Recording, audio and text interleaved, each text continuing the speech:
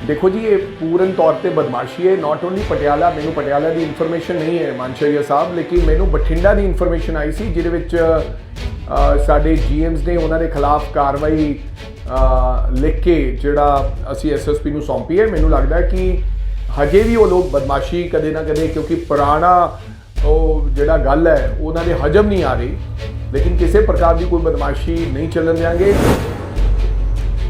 सरकार कुछ भी कर सकती है। सरकार ने जो भी फैसला लेना है, सरकार ने फैसला लेना है। तो अगर सरकार चाहती है, चन्नी साहब चाहते हैं, पंजाब का मुख्यमंत्री ये चाहता है, तो कैबिनेट चाहती है, तो फिर सब कुछ हो सकता है। देखो जी, ये भी कहा जाता सी कि ये तो एग्रीमेंट्स जिहड़े अकाली दल कर गया है तो वापस ले नहीं जा सकते, पावर परचेज एग्रीमेंट्स। सो मैनू लगता है कि ये सरकार च दम होना चाहिए, बल होना चाहिए फैसला लैन का, तो सब कुछ हो सकता है। तो थोड़े सामने 3 रुपए बिजली भी सस्ती करती, तो पावर परचेज एग्रीमेंट भी उड़ाते। प्रधान मुख्यमंत्री साहब नूं मिले सन, तो मुख्यमंत्री साहब ने उन्होंने विश्वास दवाया कि आने वाले समय ट्रक यूनियन का असी ऐसा कोई सिस्टम लैके आवांगे जिहदे नाल किसी व्यापारी नूं, कारोबारी नूं कोई नुकसान ना पहुंचे, तो दोबारा फिर तो ट्रक यूनियंस का गठन कर दिता जाएगा। इहदे बारे अज उन्होंने सलाह मशवरा शुरू किया है और मैनू उम्मीद है कि असी आने वाले समय दे विच ये फैसला भी इन्हां दोनों व्यापारी लोगों नाल ते यूनीयन वालियां नाल बैठ के, तां जो किसी व्यापारी भरा का कोई नुकसान ना होवे, इहदे फैसले ते भी मोहर ला दी जाएगी।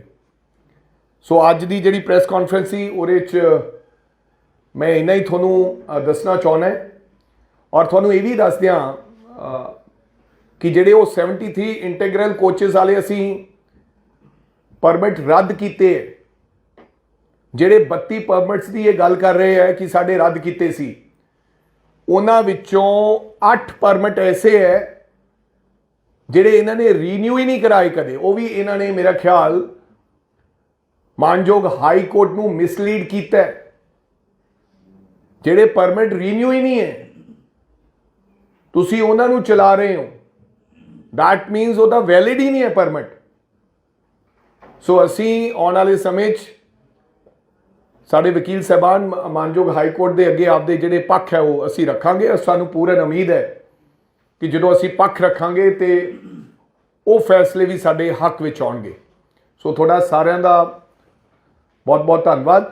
ਤੁਸੀਂ ਇੱਥੇ ਆਏ, ਕਿਸੇ ਦੇ ਕੋਈ ਸਵਾਲ ਹੈਗੇ ਤਾਂ ਮੇਰੇ ਤੋਂ ਕਰ ਸਕਦੇ ਸਰ। ਇਹ ਕਲੀਅਰ ਕਰ ਦਿਓ, ਜਿਹੜੇ ਆਟੋ ਰਿਕਸ਼ਾ ਵਾਲਿਆਂ ਦੇ ਟੈਕਸ ਜਿਹੜੇ ਨੇ ਸਾਰੇ ਓਵਰਆਲ ਕਦੋਂ ਤੋਂ ਕਦੋਂ ਤੱਕ ਦੇ ਜਿਹੜੇ ਟੈਕਸ ਨੇ ਉਹ ਮਾਫ ਹੋਣਗੇ?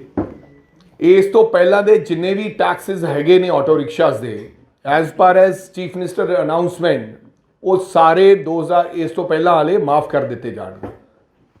ਵੜਿੰਗ ਸਾਹਿਬ, ਤੁਸੀਂ ਪਿਛਲੀ ਪੀਸੀ 'ਚ ਗਿਆ ਸੀ, ਮਨਪ੍ਰੀਤ ਬਾਦਲ ਹੋਰਾਂ ਦਾ ਵੀ ਬਕਾਇਆ ਪਿਆ, ਉਹਨਾਂ ਨੇ ਟੈਕਸ ਭਰਤਾ ਜਾਂ ਉਹਨਾਂ ਦੀਆਂ ਵੀ ਬੱਸਾਂ ਤੁਸੀਂ ਜ਼ਬਤ ਕਰੋਗੇ? ਮੈਨੂੰ ਇਸ ਬਾਰੇ ਹੁਣ ਮੈਂ 2-4 ਦਿਨਾਂ ਦੀ ਕੋਈ ਇਨਫੋਰਮੇਸ਼ਨ ਨਹੀਂ ਲੇਗੀ। ਕਾਫੀ ਸਾਡੇ ਕੋਲ ਇਹ ਟੈਕਸਿਸ ਆਏ ਨੇ, ਅਲੱਗ-ਅਲੱਗ ਕੰਪਨੀਆਂ ਦੇ ਆਏ ਨੇ, ਛੋਟੇ ਆਪਰੇਟਰਸ ਨੇ ਵੀ ਸਾਡੇ OTP ਸਾਥੋਂ ਮੰਗੇ ਨੇ, ਸਾਡੇ RTS ਨੇ ਇਨਫੋਰਮੇਸ਼ਨ ਦਿੱਤੀ ਹੈ, ਲੇਕਿਨ ਕਾਫੀ ਟੈਕਸ ਇਕੱਠਾ ਹੋਇਆ। ਨੈਕਸਟ PC 2-4 ਦਿਨਾਂ 'ਚ ਅਸੀਂ ਤੁਹਾਨੂੰ ਪੂਰਾ ਡੇਟਾ ਦੇਵਾਂਗੇ ਕਿ ਕਿਹੜੀ ਕੰਪਨੀ ਨੇ ਕਿੰਨਾ ਟੈਕਸ ਐਂਡ ਟੋਟਲ ਟੈਕਸ ਸਾਡੇ ਕੋਲ ਰੈਵਨਿਊ ਕਿੰਨਾ ਆਇਆ ਦੱਸ ਦਿਆਂਗੇ। ਬਟ ਮੈਨੂੰ ਇਹ ਜਾਣਕਾਰੀ ਨਹੀਂ ਹੈ ਕਿ ਸਪੈਸ਼ਲੀ ਕੋਈ ਮਨਪ੍ਰੀਤ ਬਾਦਲ ਜੀ ਦਾ ਟੈਕਸ ਆ ਗਿਆ ਕਿ ਰਹਿੰਦਾ ਹੈ। ਬੜਿੰਗ ਸਰ, ਪਟਿਆਲੇ ਦੇ ਵਿੱਚ ਅੱਜ ਔਰਬਿਟ ਟਰਾਂਸਪੋਰਟਰ ਨੇ ਜਿਹੜੇ ਉਹਨਾਂ ਦੇ ਹੈਗੇ ਕਰੀਬ, ਉਹਨਾਂ ਨੇ ਅੱਜ ਬੱਸ ਅੱਡਾ ਹੀ ਜਾਮ ਕਰ ਦਿੱਤਾ, ਮਤਲਬ ਬਲੌਕ ਕਰ ਦਿੱਤਾ ਗਿਆ। 2-3 ਘੰਟੇ ਉੱਥੇ ਲੋਕ ਖੱਜਲ ਖੁਆਰ ਹੁੰਦੇ ਨੇ। ਇਹਦੇ ਪਿੱਛੇ ਕੀ ਕਾਰਨ ਹੈ ਜੀ? ਕੀ ਰਿਪੋਰਟ ਆਈ? ਉਹ ਕਹਿੰਦੇ ਸਾਡੇ ਜਿਹੜੇ ਪਰਮਿਟ ਹੈ ਉਹ ਹਾਈ ਕੋਰਟ ਨੇ ਬਹਾਲ ਕਰ ਦਿੱਤੇ ਨੇ ਤੇ ਉਹ ਟਾਈਮ ਟੇਬਲ ਵੀ ਰੱਦ ਕਰ ਦਿੱਤੇ ਨੇ ਜਿਹੜੇ ਤੁਸੀਂ ਬਣਾਏ ਸੀ ਪਿਛਲੇ ਦਿਨੀ। ਇਸ ਨੂੰ ਲੈ ਕੇ ਜਿੱਥੇ ਆਮ ਲੋਕ ਉੱਥੇ ਪਰੇਸ਼ਾਨ ਹੋਏ ਨੇ, ਇਹਦੇ ਪਿੱਛੇ ਦਾ ਕੀ ਹੈ? ਦੇਖੋ जी, ये पूर्ण तौर पर बदमाशी है। नॉट ओनली पटियाला, मैनू पटियाला की इन्फॉर्मेशन नहीं है मानशाहीਆ साहब, लेकिन मैनू बठिंडा की इन्फॉर्मेशन आई सी जिहदे विच साडे GMs ने उन्होंने खिलाफ कार्रवाई लिख के जिहड़ा असी SSP नूं सौंपी है। मैनू लगता है कि हजे भी वो लोग बदमाशी कदे ना कदे, क्योंकि पुराना वो जिहड़ा गल है उन्होंने हजम नहीं आ रही, लेकिन किसी प्रकार की कोई बदमाशी नहीं चलन देंगे। मैं पटियाले ते भी पता करदा, लेकिन ਬਠਿੰਡਾ 'ਚ ਉਹਨਾਂ ਦੇ ਲੋਕਾਂ ਨੇ ਇਦਾਂ ਹੀ ਕੀਤਾ, ਲੇਕਿਨ ਉਹਨਾਂ ਦੇ ਬਣਦੀ ਕਾਰਵਾਈ ਪੁਲਿਸ ਮਹਿਕਮਾ ਕਰ ਰਿਹਾ ਹੈ। ਮਲਿਕ ਸਾਹਿਬ 100 ਰੁਪਏ ਕੇਬਲ ਮਾਫੀਆ ਦਾ ਜ਼ਿਕਰ ਹੋ ਰਿਹਾ ਸੀ, 100 ਰੁਪਏ ਦਾ ਕਿਹਾ, ਅੱਜ ਉਹਨਾਂ ਨੇ ਪ੍ਰੈਸ ਕਾਨਫਰੰਸ ਕੀਤੀ, ਉਹ ਕਹਿੰਦੇ ਕਿ 100 ਰੁਪਏ ਤਾਂ ਦੇ ਹੀ ਨਹੀਂ ਸਕਦੇ। सरकार कुछ भी कर सकती है, सरकार ने जो भी फैसला लेना है, सरकार ने फैसला लेना है। तो अगर सरकार चाहती है, जो चन्नी साहब चाहते हैं, पंजाब का मुख्यमंत्री ये चाहता है, तो कैबिनेट चाहती है, तो फिर सब कुछ हो सकता है। ਉਹ ਕਹਿੰਦੇ ਜੀ ਟਰਾਈ ਦਾ ਮਸਲਾ ਹੈ, ਕੇਂਦਰ ਦੇ ਅੰਡਰ ਆਉਂਦਾ ਹੈ, ਇਸ ਦੇ ਵਿੱਚ ਸੂਬਾ ਸਰਕਾਰ ਨਹੀਂ ਇਸ ਤਰ੍ਹਾਂ ਇੰਟਰਵੀਨ ਕਰ ਸਕਦੀ। ਉਹ ਕਹਿੰਦੇ ਸਾਨੂੰ ਰੇਟ ਹੀ ਜਿਹੜਾ ਹੈ ਉਹ 130 ਰੁਪਏ ਟਰਾਈ ਦਿੰਦੀ ਹੈ, ਔਰ ਉਸ ਤੋਂ ਬਾਅਦ 23 ਰੁਪਏ ਤੇ GST ਲੱਗਦੀ ਹੈ। देखो जी, ये भी कहा जाता सी कि ये तो एग्रीमेंट्स ਜਿਹੜੇ ਅਕਾਲੀ ਦਲ ਕਰ ਗਿਆ, ਇਹ ਤਾਂ ਵਾਪਸ ਲਈ ਨਹੀਂ ਜਾ ਸਕਦੇ, ਪਾਵਰ ਪਰਚੇਸ ਐਗਰੀਮੈਂਟਸ। ਅੱਜ ਉੱਦਾਂ ਤੇ ਪਿਛਲੀ ਸਰਕਾਰ ਇਹੀ ਕਹਿੰਦੀ ਰਹੀ, ਲੋਕ ਵੀ ਇਹ ਕਹਿੰਦੇ ਰਹੇ, ਬੁੱਧੀਜੀਵ ਵੀ ਇਹ ਗੱਲ ਕਹਿੰਦੇ ਰਹੇ। ਸੋ ਮੈਨੂੰ ਲੱਗਦਾ ਕਿ ਇਹ ਸਰਕਾਰ 'ਚ ਦਮ ਹੋਣਾ ਚਾਹੀਦਾ ਹੈ, ਬਲ ਹੋਣਾ ਚਾਹੀਦਾ ਫੈਸਲਾ ਲੈਣ ਦਾ, ਤੇ ਸਭ ਕੁਝ ਹੋ ਸਕਦਾ ਹੈ। ਤੇ ਤੁਹਾਡੇ ਸਾਹਮਣੇ 3 ਰੁਪਏ ਬਿਜਲੀ ਵੀ ਸਸਤੀ ਕਰਤੀ ਤੇ ਪਾਵਰ ਪਰਚੇਸ ਐਗਰੀਮੈਂਟ ਵੀ ਉਡਾਤੇ। ਉਹਨਾਂ ਨੇ ਕਿਹਾ ਜਿਹੜਾ 100 ਰੁਪਏ ਦਾ ਰੇਟ ਆ 1990 ਦੇ ਵਿੱਚ ਸੀ, ਅੱਜ ਤੋਂ 30 ਸਾਲ ਪਹਿਲਾਂ, 30 ਸਾਲ ਬਾਅਦ ਫਿਰ ਉਹ ਰੇਟ ਦੇ ਰਹੇ ਹੋ। ਪਰ ਬਾਕੀ ਚੀਜ਼ਾਂ ਦੀ ਗੱਲ ਕੀਤੀ, ਉਹਨਾਂ ਨੇ ਪੈਟਰੋਲ ਡੀਜ਼ਲ ਦੀ ਗੱਲ ਕੀਤੀ, ਤਾਂ ਸਰਕਾਰ ਸਿਰਫ ਕੇਬਲ ਵਾਲਿਆਂ ਦੇ ਪਿੱਛੇ ਕਿਉਂ ਪਈ ਹੈ? ਸਰਕਾਰ ਕਿਸੇ ਕੇਬਲ ਵਾਲੇ ਦੇ ਪਿੱਛੇ, ਔਰ ਤੁਸੀਂ ਇਹ ਸਵਾਲ ਮੇਰੇ ਤੋਂ ਕਰੋਗੇ, ਜਿੰਨਾ ਤੁਸੀਂ ਇਹ ਸਵਾਲ ਕਰੋਗੇ, ਅਗਰ ਮੀਡੀਆ ਇੱਕ ਸਵਾਲ ਕਰੇਗਾ ਕਿ ਸਰਕਾਰ ਕੇਬਲ ਵਾਲਿਆਂ ਦੇ ਪਿੱਛੇ ਕਿਉਂ ਪਈ ਹੈ, ਤਾਂ ਮੈਨੂੰ ਲੱਗਦਾ ਫਿਰ ਕੋਈ ਗੱਲ ਹੀ ਨਹੀਂ ਰਹਿ ਜਾਂਦੀ। ਤੁਸੀਂ ਦੱਸ ਦਿਓ ਕਿ ਕੇਬਲ ਵਾਲਿਆਂ ਨੇ ਲੁੱਟਿਆ ਕਿ ਨਹੀਂ ਲੁੱਟਿਆ, ਮੈਂ ਤੁਹਾਨੂੰ ਹੀ ਪੁੱਛਣਾ ਚਾਹੁੰਦਾ। ਐਟਲੀਸਟ ਜਿਹੜਾ ਦਿਲ ਕੀਤਾ, ਕਈ ਚੈਨਲਸ ਫੇਲ ਕਰਤੇ ਉਹਨਾਂ ਨੇ, ਕਈ ਲੋਕ ਮਾਰ ਦਿੱਤੇ ਉਹਨਾਂ ਨੇ, ਆਪਦੀ ਮਰਜ਼ੀ ਨਾਲ ਉਹਨਾਂ ਨੂੰ ਰਿਲੀਜ਼ ਕੀਤਾ। ਕਮ ਸੇ ਕਮ ਤੁਹਾਨੂੰ ਐਪਰੀਸ਼ੀਏਟ ਜ਼ਰੂਰ ਕਰਨਾ ਚਾਹੀਦਾ ਹੈ ਕਿ ਕੇਬਲ ਮਾਫੀਆ ਖਤਮ ਹੋਣਾ ਚਾਹੀਦਾ ਹੈ। ਜਿਨ੍ਹਾਂ ਲੋਕਾਂ ਨੇ ਲੁੱਟ ਲਿਆ ਪੰਜਾਬ ਨੂੰ, ਉਹਨਾਂ ਦੇ ਅਗਰ ਮੀਡੀਆ ਇਹ ਗੱਲ ਕਰੇਗੀ ਵੀ ਤੁਸੀਂ ਉਹਨਾਂ ਦੇ ਪਿੱਛੇ ਪਏ ਹੋ, ਤਾਂ ਫਿਰ ਤਾਂ ਬਹੁਤ ਮਾੜੀ ਗੱਲ ਹੈ ਦੋਸਤੋ। ਵੜਿੰਗ ਸਾਹਿਬ, ਉਹਨਾਂ ਨੇ ਜਦੋਂ ਉਹਨਾਂ ਨੂੰ ਪੁੱਛਿਆ ਗਿਆ ਸਵਾਲ ਕਿ ਇੱਕ ਮੋਨੋਪਲੀ ਹੈ, ਕੇਬਲ ਵਿੱਚ ਇੱਕ ਮੋਨੋਪਲੀ ਹੈ, ਮਾਫੀਆ ਦੀ ਜਦੋਂ ਗੱਲ ਹੋ ਰਹੀ ਸੀ, ਉਹਨਾਂ ਨੇ ਕਿਹਾ ਕੋਈ ਮੋਨੋਪਲੀ ਨਹੀਂ। ਉਹ ਕਹਿੰਦੇ ਜਿਸ ਦਾ ਕੰਮ ਚੱਲ ਜਾਂਦਾ ਉਸ ਦੇ ਨਾਂ ਦੇ ਨਾਲ ਮਾਫੀਆ ਜੁੜ ਜਾਂਦਾ, ਚਾਹੇ ਉਹ ਟਰਾਂਸਪੋਰਟ ਹੋਵੇ, ਤੁਸੀਂ- ਚਾਹੇ ਹੋਵੇ, ਚਾਹੇ ਕੇਬਲ ਹੋਵੇ। ਤੁਸੀਂ ਦੱਸ ਦਿਓ ਮੋਨੋਪਲੀ ਹੈਗੀ ਹੈ ਕਿ ਨਹੀਂ ਹੈਗੀ। This is up to you, ਤੁਸੀਂ you can write it down. ਤੁਹਾਨੂੰ ਜ਼ਿਆਦਾ ਹੀ ਪਤਾ ਹੈ ਕਿ ਮੋਨੋਪਲੀ ਹੈਗੀ ਹੈ ਕਿ ਨਹੀਂ। ਤੁਸੀਂ ਦੱਸ ਦਿਓ ਕਿ ਟਰਾਂਸਪੋਰਟ 'ਚ ਮੋਨੋਪਲੀ ਹੈਗੀ ਸੀ ਕਿ ਨਹੀਂ ਹੈਗੀ ਸੀ। ਜੋ ਨਾਮ ਇਦਾਂ ਨਹੀਂ ਜੁੜਦਾ, ਨਾਮ ਕਿਸੇ ਗੱਲ ਕਰਕੇ ਜੁੜਦਾ। ਮੋਨੋਪਲੀ ਸੀ ਤਾਂ ਉਹਨਾਂ ਦਾ ਨਾਮ ਜੁੜਦਾ ਹੈ। ਆ ਬੱਸਿਸ 1 ਲੱਖ ਕਿਲੋਮੀਟਰ ਦਾ ਹੇਰ ਫੇਰ ਹੈ ਯਾਰ, 1 ਲੱਖ ਕਿਲੋਮੀਟਰ ਦਾ।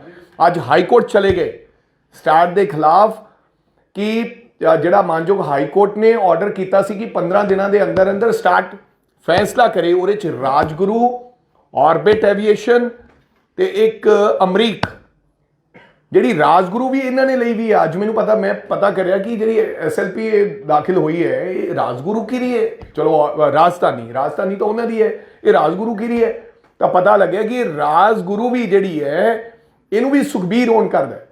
ਇੰਨੀਆਂ ਕੰਪਨੀਆਂ ਹੈ, ਕਿਸੇ ਨੂੰ ਪਤਾ ਹੀ ਨਹੀਂ ਕਿ ਰਾਜਧਾਨੀ ਇਹ ਓਨ ਕਰਦੇ ਹੈ, ਕਿਸੇ ਨੂੰ ਪਤਾ ਹੀ ਨਹੀਂ ਕਿ ਸਵਾਗਤਮ ਕੰਪਨੀ ਇਹ ਓਨ ਕਰਦੇ ਹੈ, ਕਿਸੇ ਨੂੰ ਪਤਾ ਹੀ ਨਹੀਂ ਕਿ ਇੰਡੋ ਕੈਨੇਡੀਅਨ ਵੀ ਇਹ ਓਨ ਕਰਦੇ ਹੈ, ਕਿਸੇ ਨੂੰ ਇਹ ਗੱਲ ਪਤਾ ਹੀ ਨਹੀਂ ਕਿ ਜ਼ਿੰਗ ਵੀ ਇਹ ਓਨ ਕਰਦੇ ਹੈ, ਕਿਸੇ ਨੂੰ ਇਹ ਨਹੀਂ ਪਤਾ ਕਿ A to Z ਵੀ ਇਹ ਓਨ ਕਰਦੇ ਹੈ, ਕਿਸੇ ਨੂੰ ਇਹ ਪਤਾ ਹੀ ਨਹੀਂ ਕਿ ਡੱਬ ਵਾਲੀ ਵੀ ਇਹ ਓਨ ਕਰਦੇ ਹੈ, ਕਿਸੇ ਨੂੰ ਇਹ ਪਤਾ ਹੀ ਨਹੀਂ ਕਿ ਤਾਜ ਵੀ ਇਹ ਓਨ ਕਰਦੇ ਹੈ।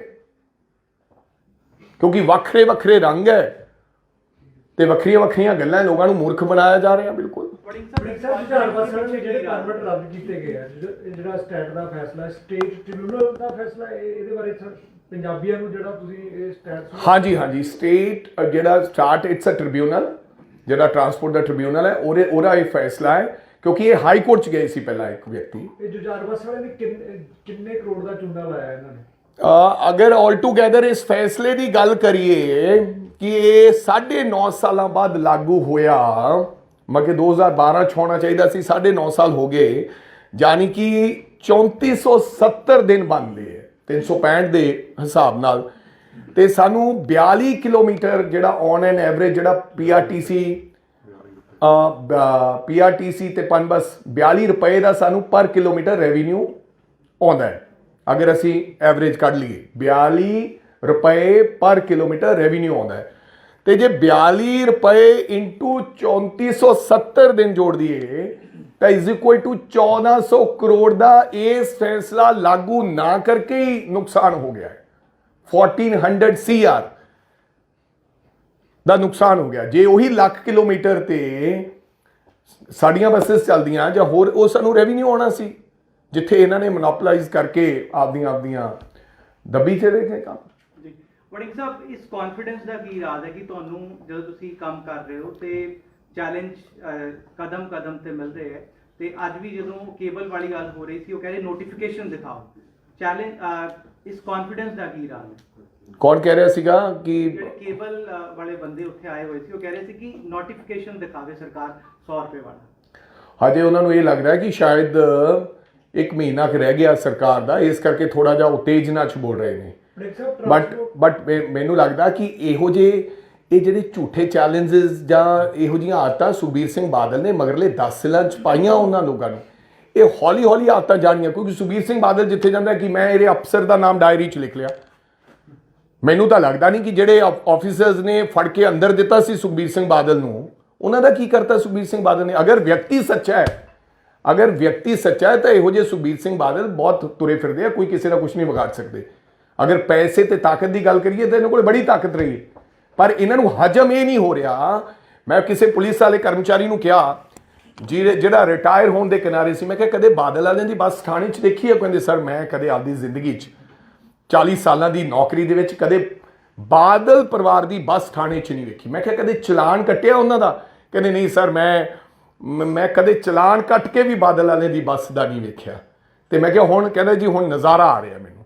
ਈਵਨ ਜਿਹੜੇ ਲੋਕ ਇਹਨਾਂ ਦੀ ਬੱਸ 'ਚ ਬੈਠੇ ਹੁੰਦੇ ਆ, ਕੱਲ ਇੱਕ ਮੈਨੂੰ ਲੇਡੀ ਮਿਲੀ, ਮੈਂ ਸਬਵੇ ਖਾ ਰਿਹਾ ਸੀ ਰਾਸਤੇ ਦੇ ਵਿੱਚ ਇੱਥੋਂ ਰਾਜਪੁਰੇ ਕੋਲ, ਤੇ ਉੱਥੋਂ ਇੱਕ ਲੇਡੀ, ਦੋਨੇ ਮਾਂ ਬੇਟੀ ਸੀਗੀਆਂ, ਉਹ ਮੈਨੂੰ ਕਹਿੰਦੀਆਂ ਕਿ ਵੜਿੰਗ ਸਾਹਿਬ ਮੈਂ ਬਠਿੰਡੇ ਜਾ ਰਹੀ ਹਾਂ ਤੇ ਮੇਰੀ ਬੇਟੀ ਮੈਨੂੰ ਛੱਡਣ ਜਾ ਰਹੀ ਹੈ।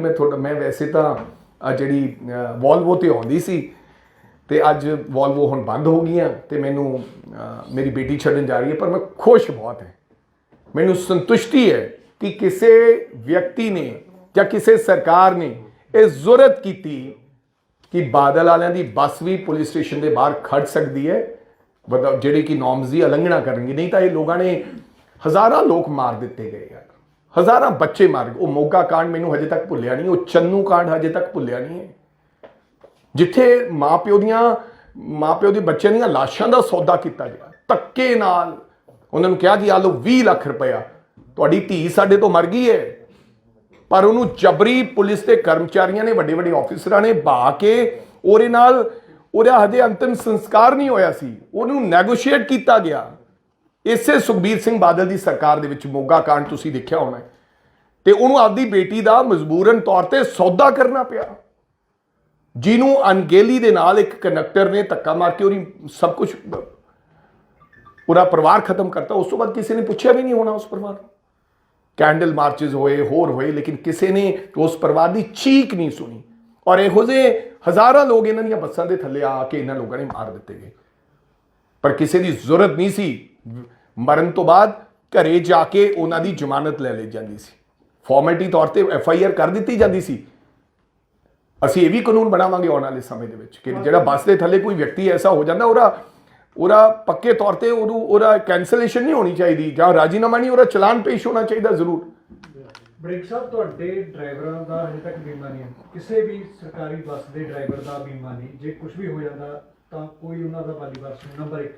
ਨੰਬਰ 2, ਟਰਾਂਸਪੋਰਟ ਮਾਫੀ ਦੀ ਤਾਂ ਚਲੋ ਤੁਸੀਂ ਨੱਥ ਪਾ ਲਈ ਇਧਰਲੇ ਪਾਸੇ ਬੱਸਾਂ ਵਾਲੇ ਤੇ, ਆ ਟਿੱਪਰ ਜਿਹੜੇ ਰੇਤ ਮਾਫੀ ਵਾਲੇ ਨੇ, ਇਹ ਸਾਰੀ ਦਿਨ ਰਾਤ ਮਾਨਸ਼ਾਹੀਆ ਸਾਹਿਬ ਛੋਟੇ ਜਿੰਨੇ ਵੀ ਟਿੱਪਰ ਵਾਲੇ ਆ ਨਾ, ਇਹਨਾਂ ਦਾ ਤਾਂ ਇਹ ਛੋਟੀਆਂ ਮੱਛੀਆਂ ਮੈਂ ਜਦੋਂ ਮਰਜ਼ੀ ਫੜ ਲਾਂਗੇ, ਪਰ ਮੇਰਾ ਧਿਆਨ ਵੱਡੇ ਮਗਰਮੱਛਾਂ ਵੱਲ ਸੀ। ਮੇਰੇ ਕੋਲੇ 60 ਦਿਨ ਦਾ ਤੁਸੀਂ ਮੈਨੂੰ ਮੌਕਾ ਦਿੱਤਾ ਹੈ।